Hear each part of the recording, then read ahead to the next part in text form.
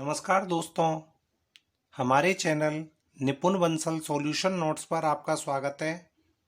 आज हम लेकर आए हैं एनसीईआरटी क्लास 6 का चैप्टर नंबर 4, जो कि है पृथ्वी की गतियाँ। चैप्टर का नाम है पृथ्वी की गतियाँ और विषय सामाजिक ज्ञान। इसमें आज हम सामाजिक ज्ञान के चैप्टर 4 के बारे में पढ़ेंगे। यदि दोस्तों आपने हमारे चैनल को सब्सक्राइब नहीं किया है तो आप सब्सक्राइब कर लें, इसे शेयर करें, कमेंट्स करें और साथ ही आप बेल आइकन को भी दबा लें और आप हमें कमेंट करके ये बताएं कि आपको वीडियो कैसा लगा। सामान्यतः ये चैप्टर्स सभी तरीके की प्रतियोगी परीक्षाओं में पूछे जाते हैं। इनको ध्यान में रखकर ये वीडियो बनाया गया है। तो देखिए दोस्तों, शुरुआत करते हैं हम कि पृथ्वी की गति दो प्रकार की होती है। पृथ्वी की गति दो प्रकार की होती है, एक तो घूर्णन गति और एक होती है परिक्रमण गति। पृथ्वी की गति दो प्रकार की होती है, एक तो घूर्णन गति और एक परिक्रमण गति। सबसे पहले हम देखते हैं घूर्णन गति क्या होती है। घूर्णन गति का अर्थ होता है पृथ्वी का अपने अक्ष पर घूमना। इसका अर्थ ये होता है कि जब पृथ्वी अपने रेडियस पर या अपने अक्ष पर ही घूमती है, यानी कि अपनी एक ही स्थान पर वह बार बार चक्कर लगाती है, तो उसे घूर्णन कहते हैं। तो पृथ्वी का अपने अक्ष पर घूमना घूर्णन कहलाता है। यह घूर्णन 24 घंटे में करती है, यानी कि 23 घंटे 56 मिनट 4 सेकंड। यानी कि पृथ्वी का जो घूर्णन होता है वो 23 घंटे 56 मिनट और 4 सेकंड का होता है। यानी कि 23 घंटे 56 मिनट 4 सेकंड। इसका अर्थ है कि करीब 24 घंटे में यह अपना एक घूर्णन पूरा करती है। इसके बाद आता है परिक्रमण। परिक्रमण का अर्थ होता है कि जो पृथ्वी है वह सूर्य के चारों ओर चक्कर लगाती है। तो सूर्य के चारों ओर एक स्थिर कक्ष में पृथ्वी की गति को परिक्रमण कहते हैं। यानी कि कक्ष स्थिर होगा और उस स्थिर कक्ष में यह सूर्य के चारों ओर चक्कर लगाती है, जिस गति को परिक्रमण गति कहते हैं। अब सामान्यतः पृथ्वी सूर्य के चारों ओर 365 दिन 6 घंटे में चक्कर लगाती है। अर्थात 365 सही 1/4 दिन में यह अपना परिक्रमण करती है। पृथ्वी का अक्ष एक समतल रेखा है जो इसके कक्षीय सतह से 66.5 डिग्री का कोण बनाती है। 66.5 डिग्री के कोण का मतलब यह है कि पृथ्वी 23.5 डिग्री झुकी हुई है। पृथ्वी 23.5 डिग्री झुकी हुई है और इसलिए यह 66.5 डिग्री का कोण बनाती है। यानी कि कुल 90 डिग्री में से यदि हम इसकी स्थिति देखें तो जिस प्रकार से ये पृथ्वी है, जैसे ये पृथ्वी है तो यह करीब 23.5 डिग्री झुकी हुई है। तो इसका अर्थ ये हुआ कि पृथ्वी इस तरीके से, यानी कि झुकी होने के कारण 66.5 डिग्री का कोण बनाती है और वह समतल जो कक्ष के द्वारा बनाया जाता है उसे कक्षीय समतल कहते हैं। तो देखिए दोस्तों, इसमें हमने ये जाना कि पृथ्वी का अक्ष एक समतल रेखा है जो कक्षीय सतह से 66.5 डिग्री का कोण बनाती है। अब आपसे जैसे ये क्वेश्चन पूछा जाए कि पृथ्वी कितनी झुकी हुई है, तो पृथ्वी अपनी कक्षा पर 23.5 डिग्री झुकी हुई है और यह 66.5 डिग्री का कोण बनाती है। इसके बाद आता है कि ग्लोब पर वह वृत्त जो दिन तथा रात को विभाजित करता है उसे प्रदीप्त वृत्त कहते हैं। यानी कि हमारी पृथ्वी का जो नमूना है उसे हम बोलते हैं ग्लोब। पृथ्वी के नमूने को बोलते हैं ग्लोब और ग्लोब पर वह वृत्त, यानी कि वह वृत्त जो दिन तथा रात को विभाजित करता है उसे प्रदीप्त वृत्त कहते हैं। प्रदीप्त का मतलब है जहां पर दिन और रात को विभाजित करने वाला वृत्त, प्रदीप्त वृत्त कहलाता है। इसके आगे है कि पृथ्वी अपने अक्ष पर एक चक्कर पूरा करने में लगभग 24 घंटे का समय लेती है। इसका अर्थ ये कि पृथ्वी अपने अक्ष पर, जैसा अभी हमने घूर्णन जाना कि पृथ्वी 24 घंटे में अपने अक्ष पर एक चक्कर लगाती है या घूर्णन करती है। इसके बाद आता है खगोल शास्त्री आर्यभट्ट ने, खगोल शास्त्री आर्यभट्ट जो कि भारतीय खगोल शास्त्री हैं ये, तो खगोल शास्त्री आर्यभट्ट ने बताया था कि पृथ्वी गोल है। यानी कि सबसे पहले हमें आर्यभट्ट ने ही यह बताया कि पृथ्वी गोल है और अपने अक्ष पर घूर्णन करती है। इसके बाद हम देखते हैं दोस्तों कि 21 जून को, ये 21 जून एक महत्वपूर्ण तारीख है कि 21 जून को उत्तरी गोलार्ध में, उत्तरी गोलार्ध का मतलब होता है भारत, यानी कि उत्तरी गोलार्ध का अर्थ है कि जो पृथ्वी है, जैसे देखिए उत्तरी गोलार्ध हम बताते हैं कि जैसे ये कंप्लीट पृथ्वी है तो इस पृथ्वी को हमने दो भागों में बांट दिया। यानी कि मध्य की जो भूमध्य रेखा है, जो कि ये क्या कहती है, भू यानी पृथ्वी, मध्य यानी बीच में, यानी पृथ्वी के मध्य से जो रेखा गुजरती है उसे भूमध्य रेखा कहते हैं। तो इस भूमध्य रेखा के जो ऊपर वाला हिस्सा है, क्योंकि जैसा हमने पढ़ रखा है कि ऊपर उत्तर दिशा होती है, नीचे दक्षिण दिशा होती है, हमारा जो सीधा हाथ है ये पूर्व दिशा होती है और जो उल्टा हाथ है ये पश्चिम दिशा होती है। तो पूरब, पश्चिम, उत्तर, दक्षिण।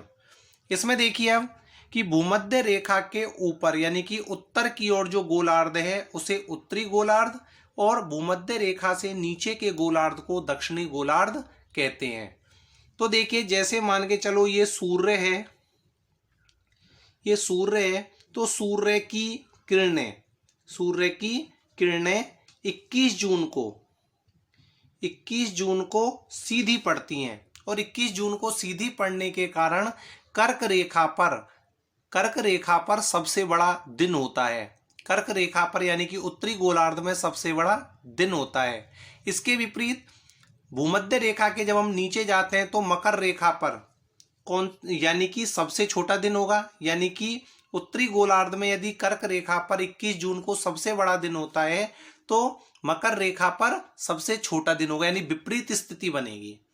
यानी कि कर्क रेखा और मकर रेखा के बीच में जो स्थिति बनेगी वो कैसी बनेगी, विपरीत।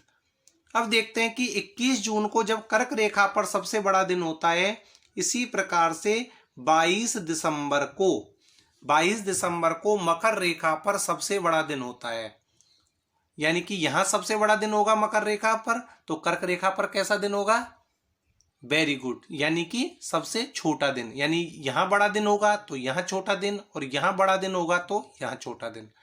कहने का अर्थ ये हुआ कि 21 जून को कर्क रेखा पर सूर्य की किरणें सीधी पड़ती हैं, इसलिए 21 जून को सबसे बड़ा दिन होगा, यानी उत्तरी गोलार्ध में सबसे बड़ा दिन। और दक्षिणी गोलार्ध में 22 दिसंबर को सबसे बड़ा दिन होता है। 22 दिसंबर को सबसे बड़ा दिन होता है। 21 जून को इन क्षेत्रों में सबसे लंबा दिन और सबसे छोटी रात होती है। पृथ्वी की इस अवस्था को उत्तरी अयनांत कहते हैं। इसे क्या कहा जाता है दोस्तों, उत्तरी अयनांत।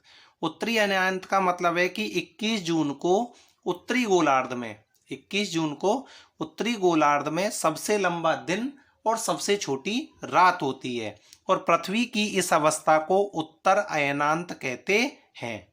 जैसा अभी अभी हमने जाना कि जिस प्रकार से उत्तरी गोलार्ध में 21 जून को सबसे बड़ा दिन होता है, उसी प्रकार से दक्षिणी गोलार्ध में 22 दिसंबर को सबसे बड़ा दिन होता है। यानी 22 दिसंबर को दक्षिणी गोलार्ध में सूर्य की किरणें मकर रेखा पर सीधी पड़ती हैं। तो एक प्रश्न आपसे ये भी पूछा जा सकता है कि उत्तरी गोलार्ध में सूर्य की किरणें कब सीधी पड़ती हैं, तो कर्क रेखा पर। 21 जून को कर्क रेखा पर सीधी पड़ती हैं और 22 दिसंबर को मकर रेखा पर सीधी पड़ती हैं। पृथ्वी की इस अवस्था को दक्षिणी अयनांत कहते हैं। तो आपके ये बात समझ आ गई होगी कि उत्तरी गोलार्ध में 21 जून को कर्क रेखा पर सूर्य की किरणें सीधी पड़ती हैं और इस कारण से उत्तरी गोलार्ध में 21 जून के दिन सबसे बड़ा दिन होता है और सबसे छोटी रात होती है। और 22 दिसंबर के दिन दक्षिणी गोलार्ध में मकर रेखा पर सूर्य की किरणें सीधी पड़ती हैं। इस कारण से 22 दिसंबर को दक्षिणी गोलार्ध में सबसे बड़ा दिन होता है। जैसा ऑब्वियसली हम ये जानते हैं कि हम 25 दिसंबर को बोलते हैं ना बड़ा दिन, यानी बड़े दिन की छुट्टियां हैं, तो हम इसीलिए बोलते हैं उसे 25 दिसंबर को बड़ा दिन, क्योंकि उस समय उत्तरी गोलार्ध में तो सर्दियां पड़ रही होती हैं और दक्षिणी गोलार्ध में गर्मियां पड़ रही होती हैं।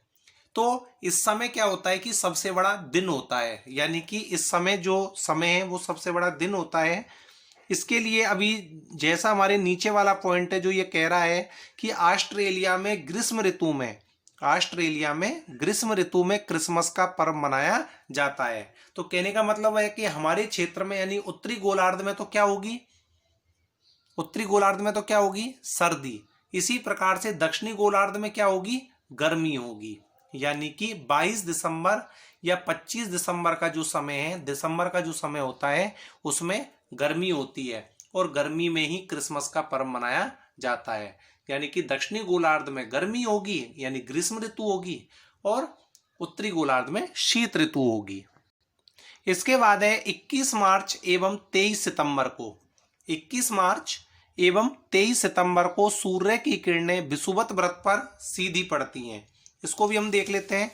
जैसे समझिए कि हमने अभी जाना कि कर्क रेखा पर तो 21 जून को सूर्य की किरणें सीधी पड़ती हैं, इसलिए यहां पर क्या होगा, 21 जून को सबसे बड़ा दिन। इसी प्रकार से 22 दिसंबर को यानी कि दक्षिणी गोलार्ध में क्या होगा, सबसे बड़ा दिन। और इसी प्रकार से यदि जब भूमध्य रेखा पर सूर्य की किरणें सीधी पड़ती हैं तो वो कब पड़ती हैं, एक तो 21 मार्च व 23 सितंबर को 21 मार्च व 23 सितंबर को सूर्य की किरणें सीधी पड़ती हैं और सीधी पड़ने के कारण यानी कि भूमध्य रेखा पर सूर्य की किरणें सीधी पड़ती हैं, इसलिए यहाँ पर दिन और रात की अवधि बराबर होती है। दिन और रात की अवधि क्या होगी, भूमध्य रेखा पर बराबर होगी।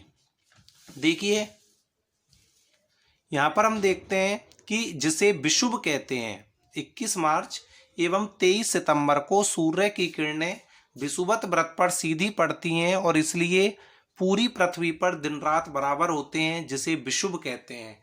तो देखिए एक तो हमने सीखा उत्तरी अयनांत, दक्षिणी अयनांत, विषुव, घूर्णन, परिक्रमण। अब देखिए आगे 23 सितंबर को उत्तरी गोलार्ध में शरद ऋतु होती है।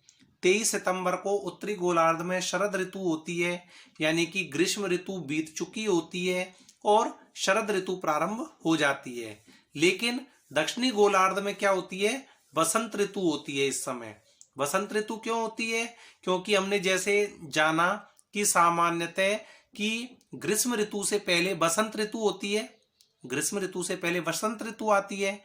तो आपको ये पता ही है कि दक्षिणी गोलार्ध में अब ग्रीष्म ऋतु आने वाली है। 23 सितंबर का ये जो समय है, तो दिसंबर के समय में क्या आ जाएगी, वहां पर गर्मी आ जाएगी। इसलिए गर्मी से पहले का जो 23 सितंबर का समय वो कौन सी ऋतु का होगा, बसंत ऋतु का। 21 मार्च को स्थिति इसके विपरीत होती है और 21 मार्च को इसका उल्टा होगा, यानी कि 21 मार्च को उत्तरी गोलार्ध में बसंत ऋतु होगी और दक्षिणी गोलार्ध में शरद ऋतु होगी। जब उत्तरी गोलार्ध में बसंत ऋतु तथा दक्षिणी गोलार्ध में शरद ऋतु होती है। एक हम इसमें पढ़ेंगे लीप वर्ष। एक लीप वर्ष क्या होता है कि एक लीप वर्ष में 366 दिन होते हैं। एक लीप वर्ष में 366 दिन होते हैं, लेकिन अभी अभी हमने ये जाना कि एक वर्ष में 365 दिन और 6 घंटे होते हैं, यानी कि 365 से 1/4 दिन होते हैं। अब ये 4 साल में यानी एक साल में 6 घंटे एक्स्ट्रा है, तो 4 साल में मिलकर ये 24 घंटे बनकर 366 दिन हो जाते हैं। तो कहने का मतलब है हर 4 वर्ष में एक लीप वर्ष होता है, जिसमें दिनों की संख्या कितनी होती है दोस्तों, 366 दिन। 366 दिन। अब आपसे ये प्रश्न पूछ रहा है, जैसे इस चैप्टर के पृथ्वी के अक्ष का झुकाव कोण क्या है, यानी कि पृथ्वी के अक्ष का झुकाव कोण क्या है। तो आपको पता है कि पृथ्वी 23.5 डिग्री झुकी हुई है, तो झुकाव कोण कितने का बनाएगी, 66.5 डिग्री का। अगला है घूर्णन एवं परिक्रमण को परिभाषित कीजिए। घूर्णन किसे कहते हैं? जब पृथ्वी अपने अक्ष पर चक्कर लगाती है तो उसे घूर्णन, और जब पृथ्वी सूर्य के चारों ओर एक ही कक्षा में चक्कर लगाती है तो उसे परिक्रमण कहते हैं। अगला प्रश्न क्या पूछ रहा है दोस्तों? ये लीप वर्ष क्या है? तो अभी अभी हमने जाना लीप वर्ष क्या होता है। लीप वर्ष यानी कि प्रति वर्ष, यानी कि एक वर्ष में 365 दिन और 6 घंटे होते हैं, जो 4 वर्ष में 4 वर्ष बाद वह 6 घंटे बढ़कर 24 घंटे हो जाते हैं। अर्थात लीप वर्ष क्या है? 366 दिन के वर्ष को लीप वर्ष कहते हैं। इसके बाद आता है विषुव क्या है? विषुव विषुव क्या होता है? विषुव होता है 21 मार्च व 23 सितंबर को। 21 मार्च व 23 सितंबर को सूर्य की किरणें किस पर पड़ती हैं? विषुवत रेखा पर। विषुवत रेखा पर सीधी पड़ती हैं, और सीधी पड़ने के कारण यहां पृथ्वी पर दिन और रात बराबर होते हैं, जिसे विषुव कहते हैं। अगला है गर्मी में क्रिसमस का पर्व कहाँ मनाया जाता है? गर्मी में क्रिसमस का पर्व कहाँ मनाया जाता है? तो ये अभी अभी हमने पढ़ा कि गर्मी में क्रिसमस का पर्व ऑस्ट्रेलिया में मनाया जाता है। ऑस्ट्रेलिया में मनाया जाता है। अब दोस्तों, हमें आशा है कि आपको ये वीडियो पसंद आया होगा। आप इसे लाइक करें, सब्सक्राइब करें, शेयर करें और कमेंट करके बताएं कि आपको वीडियो कैसा लगा।